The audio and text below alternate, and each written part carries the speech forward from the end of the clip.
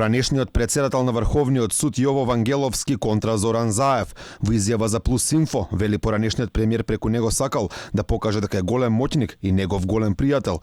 Тој потенцира дека разговорот е воден во мај 2019 година, кога во Врховниот суд немало предмет во кој тогашното СЈО се појавува како странка.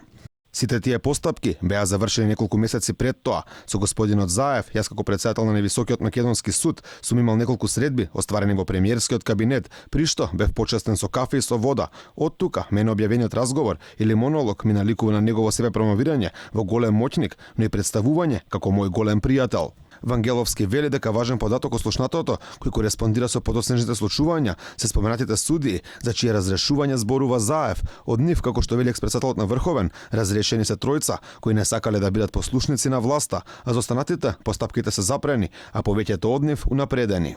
Ако се анализираат повеќе јавни изјави на сопартици на господинот Заев, дадени од високи функционерски позиции, кои во прво лице множина зборуваат за моето разрешување, лесно ќе дојдеме до заклучокот дека се разрешени тројца судии кои не сакале да бидат послушници. Анализирајте кои се останатите судии против кои се водени двете споменати постапки, а за кои постапките се запрени и ќе видите дека повеќето од нив се веќе унапредени. Јас знаев дека постапката за моето разрешување, која се уште трае, е политичка одлука, но добро е дека на овој начин јавноста ќе биде запознаена, а господинот Заев денес јавно објави дека се работи за автентична снимка.